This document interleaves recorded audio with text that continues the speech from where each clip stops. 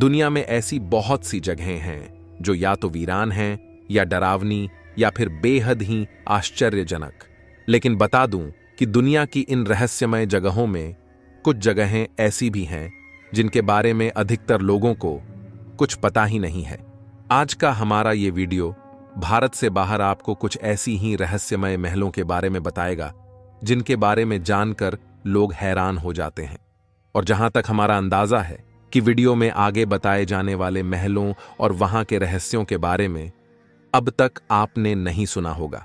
साथ ही इस वीडियो में आगे आपको एक महल का जिक्र ऐसा भी मिलेगा जो एक शूरवीर के एक तरफा मोहब्बत में बर्बाद हुई एक लड़की की रोमांचक जिंदगी के बारे में बताएगा, जिस लड़की की आत्मा आज भी वहां भटकती है और वो शूरवीर आज भी उससे माफी मांगने आता है। इस वीडियो में हमारे हिसाब से वही पॉइंट सबसे ज्यादा इंटरेस्टिंग है। बाकी आपको कौन सा पॉइंट अच्छा लगता है वो हमें कमेंट में जरूर बताइएगा। आइए अब भाषण बंद करते हैं और जानते हैं भारत से बाहर के 10 रहस्यमयी महलों के बारे में। बस जानकारी के लिए यहां एक बात बता दूं कि इस वीडियो में आप लोगों का रिस्पॉन्स अच्छा रहा तो इसका पार्ट 2 जरूर लाऊंगा। इसलिए ध्यान रखिएगा कि आपके लाइक और कमेंट से ही हमें अनुभव मिलता है वीडियो को और बेहतर बनाने की। इसलिए जो कमी रहती है वीडियो में वो हमें कमेंट में बता दिया कीजिए। और यह वीडियो अच्छा लगे तो पार्ट 2 के लिए इस वीडियो को लाइक कर दीजिएगा। एंड ऐसे ही और मिस्टीरियस वीडियोस के लिए चैनल को सब्सक्राइब जरूर कीजिएगा। नमस्कार, रहस्यमय सफर के यूट्यूब चैनल में आपका स्वागत है। नंबर 1, केली का महल, मलेशिया। 1910 में विलियम केली स्मिथ नाम के एक स्कॉट्समैन सिविल इंजीनियर ने अपनी पत्नी के लिए मलेशिया के बट्टू गाजा शहर में एक उपहार का निर्माण कराया, केली का महल, जिसे केली की फोली के नाम से भी जाना जाता है। मगर यह उनकी मूर्खता थी, ऐसा अब सब कहते हैं, क्योंकि यह प्रयास शुरू से ही असफल होना तय लग रहा था। दरअसल कहानी कुछ ऐसी है कि महल का निर्माण शुरू होने के कुछ ही समय बाद 1918 में स्पेनिश फ्लू के प्रकोप ने इस महल के निर्माण में काम करने वाले साइट के श्रमिकों को परेशान कर दिया था। फिर 1926 में विदेश में लिस्बन, पुर्तगाल की यात्रा के दौरान केली स्मिथ की निमोनिया से मृत्यु हो गई और उनकी पत्नी अपने दुख में यहां से कहीं और चली गई और केली का महल कभी पूरा नहीं हुआ। और आज यह अपने अधूरी ख्वाहिशों के साथ जंगलों से घिरी हुई है। अब स्थानीय पर्यटक आकर्षण के रूप में यह महल अपनी स्थिति के बावजूद जागीर और इसकी गुप्त सुरंगों और मार्गों की भूतियां प्रतिष्ठा है। कुछ लोग कहते हैं कि केली स्मिथ का भूत अपनी अधूरी इच्छाओं के साथ ऊपरी मंजिलों पर आज भी यहां भटकता है और उनकी लंबे समय से मृत बेटी को उसके कमरे में सफेद ब्लाउज और बड़े घुंघराले बालों वाले सिर के साथ आज भी देखा जा सकता है। Number 2, Voergaard castle, Denmark. पूर्वोत्तर डेनिश शहर ड्रोनिंगल्यूंड में वोयरगार्ड कैसल जनता के लिए राफेल, गोया और एल ग्रीको के कार्यों को प्रदर्शित करता है। लेकिन बता दूं कि यह आलीशान इमारत अपने काले अतीत के लिए भी जाना जाता है। सबसे प्रसिद्ध कहानी इंगबॉर्ग स्कील की कहानी है, जिसने 1578 में महल का अधिग्रहण किया और इसके वास्तुकार को खाई में डुबा दिया ताकि वह वोयरगार्ड जैसी सुंदर दूसरी इमारत कभी डिजाइन न कर सके। लोग आज भी रिपोर्ट करते हैं कि उन्होंने स्कील के सताए हुए भूत को रात में सफेद कपड़े पहने हुए महल में घूमते हुए देखा है। भले ही आप भूतों की कहानियों पर विश्वास न करें, फिर भी वोयरगार्ड के सबसे कुख्यात काल कोठरी रोजडोनटेन से गुजरते हुए आपके रोंगटे खड़े हो सकते हैं। कमरे को इस तरह से डिजाइन किया गया था कि एक वयस्क व्यक्ति न तो सीधे खड़ा हो सकता है और न ही लेट सकता है। इस कमरे में रोशनी और हवा प्रवेश करने के लिए कोई छेद नहीं है। अगर छेद है भी तो बस सांसें लेने भर। नंबर 3, बर्ग एल्थर्स, जर्मनी। इस महल के भूतिया कहानी से कहीं ज्यादा इंटरेस्टिंग एक तरफा मोहब्बत में बर्बाद हुई इस महल की एक लड़की की जिंदगी की कहानी है, जिसकी आत्मा के आज भी यहां भटकने की बात कही जाती है। कहानी इंटरेस्टिंग होने के कारण मैं यहां संक्षिप्त में लगभग पूरी कहानी बताने का प्रयास कर रहा हूं। ध्यान दीजिएगा और कहानी पूरी सुन के कमेंट में बताइएगा जरूर कि आपको इस रहस्यमय महल में फ्री ट्रिप पर ले जाया जाए तो आप जाना चाहेंगे या डर के मारे ना बोल देंगे? बताइएगा जरूर। बर्ग एल्त्स का निर्माण 12वीं शताब्दी में निचली एल्त्स नदी के किनारे किया गया था। महल 70 मीटर ऊंची चट्टान के ऊपर बनाया गया था, जिससे एल्ज़बैक घाटी और एल्त्स नदी का शानदार दृश्य दिखाई देता था, जो महल के आधार के चारों ओर 3 तरफ से बहती थी। बर्ग एल्त्स उन कुछ रेनिश किलों में से एक है जो कभी नष्ट नहीं हुए। कुशल कूटनीति के परिणाम स्वरूप महल 30 साल के युद्ध के दौरान संघर्ष से बच गया, जब फ्रांसीसी ने अधिकांश राइन महल को नष्ट कर दिया था। इस एल्त्स महल में एग्नेस नाम की एक बेटी थी, जिसका पालन पोषण भाइयों के साथ हुआ था, और वह सुंदर कपड़े पहनने के बजाय अपने भाइयों के साथ एक शूरवीर के रूप में खेलना पसंद करती थी, और वह मजबूत इरादों वाली भी थी। लेकिन समय की प्रथा के अनुसार और परिवार की स्थिति को मजबूत करने के लिए उसके पिता ने उसकी शादी ब्राउन्सबर्ग नाइट नामक एक शूरवीर से करने का वादा किया। फिर एग्नेस उस शूरवीर से मिली जिससे उसकी शादी होने की बात चलाई गई थी, लेकिन एग्नेस ने नाइट को सुस्त और अलग थलग पाया और उसे नजरअंदाज करने का फैसला किया।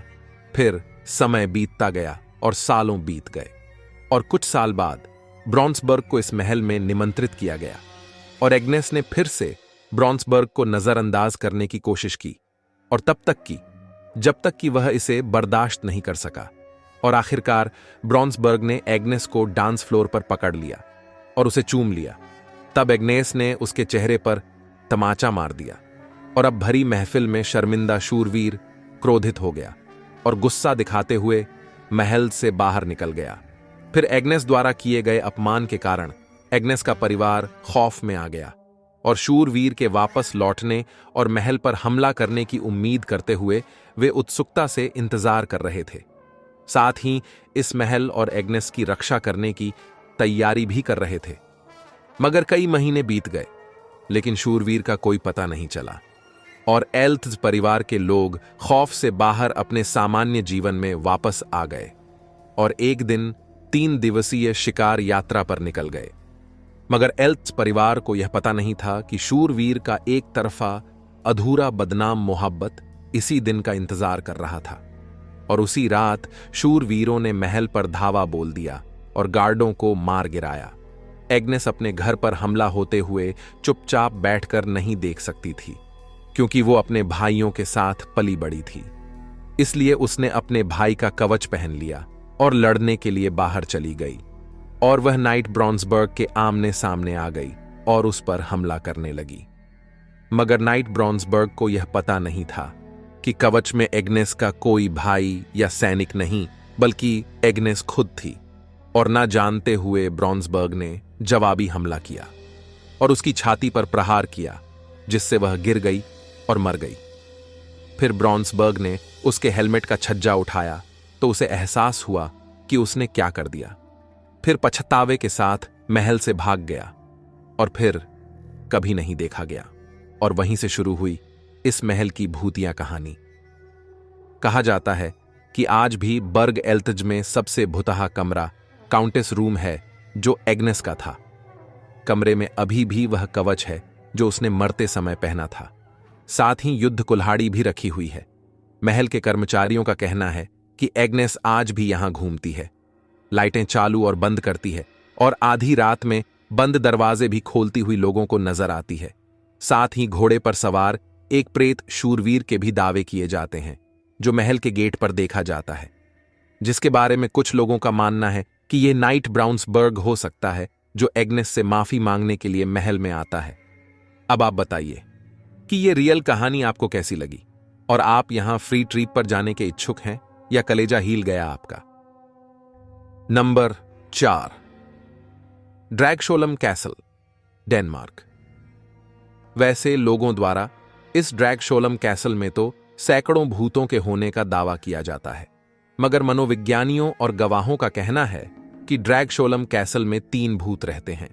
3 अलौकिक भूत एक ग्रे महिला, एक सफेद महिला और सबसे प्रसिद्ध जेम्स हेपबर्न, जिसका जिक्र हम इस पॉइंट पर करने वाले हैं, जो बोथवेल के चौथे अर्ल, एक स्कॉटिश रईस थे, जो स्कॉट्स की रानी मैरी के तीसरे और अंतिम पति थे। और इस जेम्स हेपबर्न को लॉर्ड बोथवेल के नाम से भी जाना जाता है। इस शख्स की भी कहानी लंबी है, लेकिन मैं यहां सिर्फ पॉइंट पर बात करूंगा। और इस ड्रैगशोलम कैसल के ऊपर आप एक स्पेशल वीडियो चाहते हैं जिसमें हर भूत का जिक्र हो, तो उसके लिए कमेंट कर सकते हैं।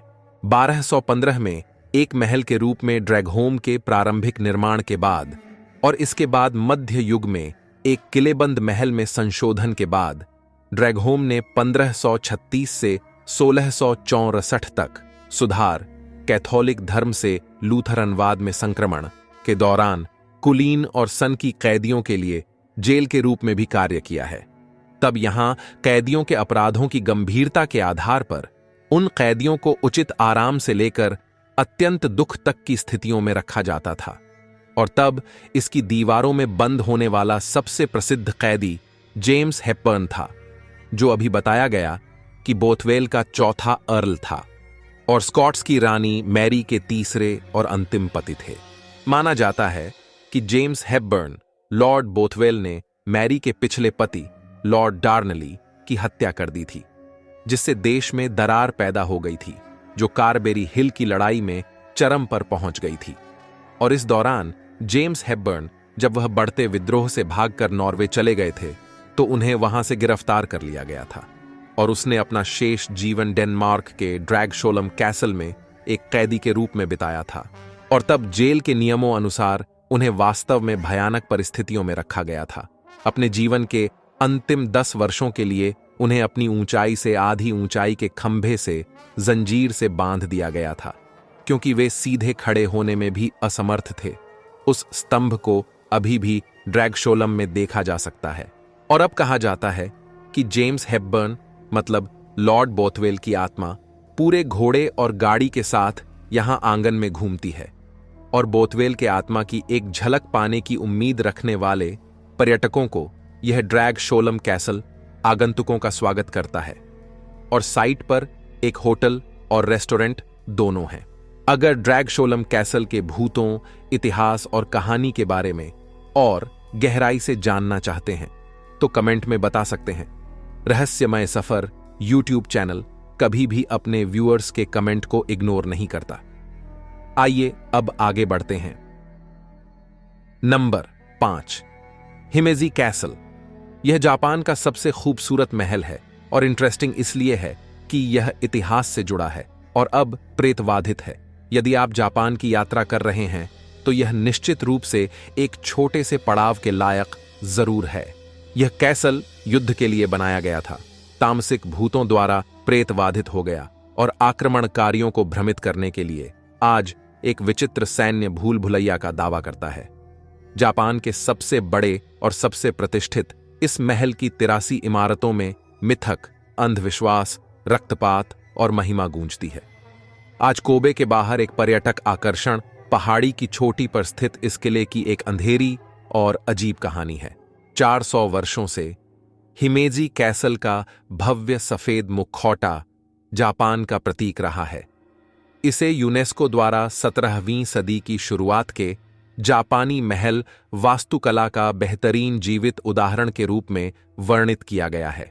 फिलहाल यहां एक भूत के होने का दावा किया जाता है, जो ओकिक्कू नाम की एक महिला का भूत है, जो यहां कभी एक नौकर हुआ करती थी और उसका काम एक कर्तव्य परिवार की 110 कीमती प्लेटों की निगरानी करना था, जिसके बारे में कहा जाता है कि उस पर एक ऐसे अपराध का आरोप लगाया गया था जो उसने किया ही नहीं था और फिर उसे मार डाला गया था और उसके शरीर को महल के कुएं में फेंक दिया गया था। तब से उसकी आत्मा ने यहां सबको परेशान करके महल के गलियारों में घूमकर और अपने साथ हुए अन्याय के बारे में विलाप करके बदला लिया है और आज भी यहां घूमते हुए लोगों को नजर आती है। दरअसल यहां टेसन आयोयामा नामक समुराई के लिए काम करने वाली ओकिक्कू पर आयोयामा खुद प्यार में पागल था और उस आयोयामा ने अपनी पत्नी को छोड़ दिया और ओकिक्कू से शादी करने का प्रस्ताव रखा। लेकिन ओकिक्कू, जिसका अपना प्रेमी था, जिस कारण ओकिक्कू आयोयामा की प्रगति में कोई दिलचस्पी नहीं ली, जिससे आयोयामा बहुत नाराज हो गया और उसके अंदर बदले की भावना जाग गई। फिर बदला लेने के लिए आयोयामा ने ओकिकू को विश्वास दिलाया कि उसने प्लेटों में से एक खो दी है, जो मौत की सजा वाला अपराध है। तब ओकिकू ने प्लेटों को बार बार गिना, नुकसान से निराश हो गई और अपने गलती पर मिलने वाली सजा के बारे में सोचकर भयभीत हो गई। आयोयामा ने तब एक सौदे का प्रस्ताव रखा कि यदि ओकिकू उससे शादी करने के लिए सहमत हो गई तो वह लापता प्लेट को नजरअंदाज कर देगा। हालांकि ओकिकू ने फिर भी इनकार कर दिया था और गुस्से में आयोयामा ने उसे मारकर कुएं में डाल दिया था। फिर उसकी हत्या के बाद ओकिकू के भूत को कुएं के नीचे से 109 तक प्लेटों को गिनते हुए सुना जा सकता था, और जब उसे बार बार एहसास हुआ कि 10वीं प्लेट गायब थी तो वह कान छेदने वाली चीख निकाल रही थी, जो वास्तव में उसके जिंदा रहते उसके साथ घटी थी। हर रात ओकिकू अपने कुएं से बाहर निकलती और सोने की कोशिश करते हुए आयोयामा के सामने आ जाती, और आखिरकार ओकिकू की खून जमा देने वाली चीखों ने अंततः आयोयामा को पागलपन की ओर धकेल दिया। कहानी के कुछ संस्करणों में ओकिकू की बेचैन आत्मा से निपटने के लिए एक ओझा का भी जिक्र किया गया है, जिसके अनुसार जब ओकिकू कुएं के तल पर गिनती कर रही थी तब ओझा पास की झाड़ियों में छुपा हुआ था, और जब ओकिकू 109 तक गिनती पूरी करती है तो ओझा पास की झाड़ी से 10 चिल्लाया, ताकि ओकिकू की आत्मा को लगे कि आखिरकार किसी को गायब प्लेट मिल गई, और इस तरह ओकिकू के आत्मा को आराम दिया गया था, सिर्फ आराम।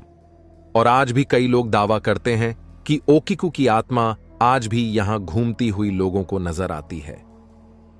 Number 6, castle Fraser, Scotland. पूर्वी स्कॉटलैंड में 1575 और 1636 के बीच निर्मित कैसल फ्रेजर अपनी विस्तृत वास्तुकला, सुंदर खेत और उद्यानों और कुछ हद तक भयावह मिथक के लिए प्रसिद्ध है। किंवदंती के अनुसार एक बार महल में रहने वाली एक युवा राजकुमारी की सोते समय बेरहमी से हत्या कर दी गई थी। उसके शरीर को पत्थर की सीढ़ियों से नीचे घसीटा गया था, जिससे उसके पीछे खून का निशान सीढ़ियों में रह गया, और कितनी भी कोशिश करने के बावजूद रहने वाले लोग सीढ़ियों से खून के धब्बे साफ नहीं कर सके। इसलिए उन्होंने सीढ़ियों को लकड़ी के पैनलिंग से ढकने का फैसला किया, जो आज भी कायम है। और आज भी कुछ लोग दावा करते हैं कि राजकुमारी का भूत अभी भी रात के समय महल के हॉल में घूमती हुई लोगों को नजर आती है। Number 7, Chillingham castle, England. Chillingham castle England के नॉर्थम्बरलैंड में स्थित एक मध्ययुगीन किला है। इसका एक समृद्ध और दिलचस्प इतिहास है। इसे 12वीं शताब्दी में ग्रे परिवार द्वारा बनाया गया था। शुरुआत में इसे स्कॉटिश आक्रमणकारियों के खिलाफ एक मजबूत पकड़ के रूप में डिजाइन किया गया था। चिलिंघैम कैसल में मध्ययुगीन, ट्यूडर और विक्टोरियन तत्वों सहित वास्तुकला शैलियों का मिश्रण है। इसके निर्माण में प्रयुक्त स्थानीय पत्थर के कारण इसका विशिष्ट गुलाबी रंग है। यह महल अपनी असाधारण गतिविधियों के लिए प्रसिद्ध है और कई भूतिया कहानियों का विषय रहा है। ऐसा कहा जाता है कि इसमें विभिन्न आत्माओं का साया है, जिनमें एक प्रताड़ित बच्चे का भूत, एक नीला लड़का, सफेद पोशाक वाली एक महिला और यहां तक कि एक शाही अत्याचारी का भूत भी शामिल है। महल की सबसे कुख्यात विशेषताओं में से एक इसका यातना कक्ष है, जिसमें यातना के विभिन्न उपकरण आपको देखने को मिल जाएंगे, जिनका उपयोग महल के अंधेरे समय के दौरान किया जाता था। पर्यटक इस कक्ष का भ्रमण कर सकते हैं और इसके भयावह इतिहास के बारे में जान सकते हैं। चिलिंघैम कैसल यहां के जंगली मवेशियों का घर भी है, जिनके बारे में माना जाता है कि वे उन जंगली मवेशियों के वंशज हैं जो कभी ब्रिटेन में घूमते थे। चिलिंघैम कैसल जनता के लिए खुला है और भयानक काल कोठरियों और प्रेतवाधित क्षेत्रों सहित इसके सभी कमरों में निर्देशित पर्यटन प्रदान करता है। यह उन लोगों के लिए आवास भी प्रदान करता है जो एक अनोखे और डरावने रात्रि प्रवास की तलाश में रहते हैं। Number 8, Bran Castle, Romania. Bran Castle यह नाम ही आपकी रीढ़ में सिहरन पैदा करने के लिए काफी है। यह ड्रैकुला कैसल के रूप में भी जाना जाता है। यह महल ट्रांसिल्वेनिया के मध्य में एक चट्टानी पहाड़ी के ऊपर है, जो रहस्य, लोक कथाओं और काउंट ड्रैकुला की किंवदंती का प्रतीक है। यह भव्य किला दुनिया भर से उन उत्सुक यात्रियों को आकर्षित कर रहा है जो खून चूसने वाली पिशाच कथा की जड़ों को जानना चाहते हैं। निसंदेह ब्रान कैसल एक भव्य दृश्य है। अपनी विशाल पत्थर की दीवारों और विस्मयकारी वास्तुकला वाले इस महल का निर्माण 14वीं शताब्दी के दौरान किया गया था और आज कार्पेथियन पर्वत में यह दूरस्थ स्थान केवल इसके रहस्य को बढ़ाता है। यहां जो चीज इस महल को प्रसिद्ध बनाती है वह है इसका पौराणिक पिशाच काउंट ड्रैकुला से संबंध। ब्रैन कैसल और काउंट ड्रैकुला के बीच संबंध पुराने समय से चला आ रहा है। 1897 में प्रसिद्ध उपन्यासकार ब्रैम स्टोकर ने अपनी बेस्ट सेलर ड्रैकुला प्रकाशित की, जिसने पिशाच की अवधारणा को पेश किया और इस जगह को और अधिक प्रसिद्ध बना दिया। दुनिया यह जानकर हैरान थी कि स्टोकर स्वयं कभी ट्रांसिल्वेनिया नहीं गए थे, लेकिन उनका लेखन असाधारण रूप से प्रामाणिक था। इसके बजाय स्टोकर कई स्रोतों से प्रेरित था, जैसे मध्ययुगीन यूरोपीय इतिहास, पूर्वी यूरोपीय लोक कथाएं और कुख्यात व्लाद द इम्पेलर। और अब सवाल आता है कि व्लाद द इम्पेलर कौन था, जिसे व्लाद या व्लाद ड्रैकुला के नाम से भी जाना जाता था। बता दूं कि वह आज के रोमानिया में 15वीं सदी के क्षेत्र वालेचिया के शासक थे, जिसे अपनी क्रूर यातना और फांसी के तरीकों के लिए नकारात्मक प्रतिष्ठा मिली, जिसमें सूली पर चढ़ाना भी शामिल था। कुछ लोगों का मानना है कि ब्रान कैसल उन स्थलों में से एक है जहां से व्लाद ने ट्रांसिल्वेनिया पर आतंक का शासन किया था, और अब यहां इसकी दीवारों के भीतर अन्य डरावने दृश्यों में एक सुनहरा ताबूत भी शामिल है, जिसमें रोमानिया की रानी मैरी का दिल होने की बात की जाती है। अपनी प्रेतवाधित किंवदंती के बावजूद ब्रैन कैसल एक लोकप्रिय पर्यटक आकर्षण है, जो दुनिया भर से पर्यटकों को आकर्षित करता है। इसकी सुंदरता, पिशाच मिथक, अच्छी तरह से संरक्षित वास्तुकला और आश्चर्यजनक पहाड़ी दृश्यों में निहित है। महल समय समय पर ड्रैकुला किंवदंती से संबंधित विभिन्न कार्यक्रमों और प्रदर्शनियों का भी आयोजन करता है। Number 9, Larnach castle, New Zealand. Larnach का निर्माण 1871 और 1887 के बीच न्यूजीलैंड के एक प्रमुख स्थानीय राजनेता विलियम लारनाच के निवास के रूप में किया गया था। यहां 3000 वर्ग फुट का बॉलरूम है, जिसे लारनाच ने अपनी पसंदीदा बेटी केट के 21वें जन्मदिन के उपहार के रूप में बनाया था, जिसकी बाद में 26 साल की उम्र में टाइफाइड से मृत्यु हो गई थी। और अब कहा जाता है कि बॉलरूम अभी भी परेशान करता है और यहां अपने कंधे पर थपथपाने और कान में फुसफुसाहट को कल्पना भर मात्र न समझें। इस इमारत का असाधारण जांचकर्ताओं द्वारा दौरा किया गया है और घोस्ट हंटर्स इंटरनेशनल पर प्रदर्शित किया गया है। Number 10, Leap Castle, Ireland. वैसे आयरलैंड में तो कई किलों का अतीत खूनी है, लेकिन कुछ ही इस महल जितने भयानक हैं। 700 से अधिक वर्षों से मजबूत खड़ा 13वीं सदी का यह महल उथल पुथल भरे इतिहास का गवाह रहा है। यह खूनी इतिहास और खोई हुई जिंदगियों, प्रेम संबंधों और बच्चों के जन्म के दौर से गुजरा है। महल की दीवारें उन अत्याचारों और काले इतिहासों का मंचन स्थल रही हैं जो आपकी कल्पना से भी परे होंगे। यह महल 13वीं सदी की शुरुआत का हो सकता है, जब इसे ओबैनन कबीले द्वारा बनाया गया था। फिर 15वीं सदी के अंत में यह हिंसक और घातक ओकैरोल कबीले के शासन के अधीन आ गया, जिससे महल का खूनी इतिहास शुरू हो गया। लीप कैसल से कई खूनी कहानियां जुड़ी हुई हैं, लेकिन हम यहां 3 खास कहानियों का जिक्र करेंगे, क्योंकि वे विशेष रूप से भयानक हैं। पहला, लाल महिला। किंवदंती के अनुसार महिला को ओकैरोल कबीले के एक सदस्य ने पकड़ लिया था और बंदी बना लिया था। ऐसा कहा जाता है कि ओकैरोल के कई लोगों ने उस पर हमला किया था और उसने उनके एक बच्चे को जन्म दिया था। इससे ओकैरोल अप्रसन्न हो गए और कहा कि वे दूसरे बच्चे को खाना खिलाने का जोखिम नहीं उठा सकते। ऐसा माना जाता है कि कबीले के किसी व्यक्ति ने खंजर से बच्चे की हत्या कर दी। जाहिर है मां व्याकुल हो गई थी और कहा जाता है कि महिला ने खंजर पकड़ लिया और उसका इस्तेमाल अपनी जिंदगी खत्म करने के लिए किया। बता दूं कि पिछले कुछ वर्षों में रेड लेडी को कई लोगों ने देखा है। उन्हें लाल कपड़े पहने एक लंबी महिला के रूप में वर्णित किया गया है। ऐसा कहा जाता है कि वह लीप कैसल में उस खंजर को लेकर घूमती है जिसका उपयोग उसके बच्चे को उससे छीनने के लिए किया गया था। दूसरा, ऑब्लिएट। ऑब्लिएट एक छोटा कक्ष है जो ब्लडी चैपल के एक कोने में स्थित है। इसका मूल उद्देश्य कीमती सामान संग्रहित करना था, लेकिन घेराबंदी की स्थिति के दौरान इसका उपयोग छिपने की जगह के रूप में भी किया जा सकता था। हालांकि बाद में इस ऑब्लिएट का अधिक भयावह उपयोग किया गया था।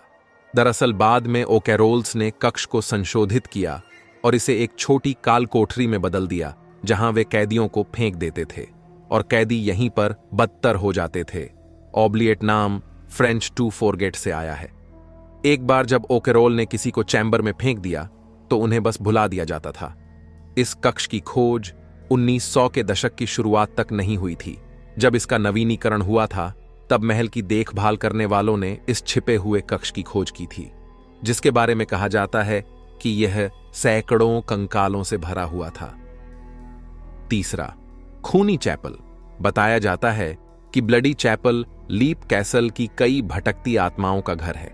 जाहिरा तौर पर अंधेरे के बाद महल से गुजरने वाले कई लोगों ने ऊपरी खिड़कियों से तेज रोशनी निकलती देखी है। ब्लडी चैपल की कहानियों में से एक सत्ता के लिए संघर्ष के दौरान ओकेरोल पुजारी की उसके एक भाई द्वारा की गई खूनी हत्या के बारे में बताती है। ऐसा कहा जाता है कि पुजारी ने भाई के आने से पहले सामूहिक प्रार्थना शुरू कर दी थी, जिसे बड़े अनादर के संकेत के रूप में देखा गया था, और भाई ने पादरी की वहीं चैपल में ही हत्या कर दी थी। और आज भी कई लोग पादरी के भूत को चैपल के पास सीढ़ी में छिपा हुआ देखने का दावा करते हैं। तो ये थे भारत से बाहर के 10 भूतिया महलों की रहस्यमय रियल कहानियां। इस वीडियो में अभी भी बहुत महलों को ऐड नहीं किया गया है, और इस वीडियो में आप लोगों का रिस्पॉन्स अच्छा रहा तो इस वीडियो का पार्ट 2 जरूर लाऊंगा। फिलहाल अब ये वीडियो समाप्त होता है। फिर मिलेंगे अगले वीडियो में एक अलग इंटरेस्टिंग टॉपिक के साथ। तब तक बने रहिएगा और देखते रहिएगा रहस्यमय सफर YouTube channel. Thanks for watch and welcome to our channel.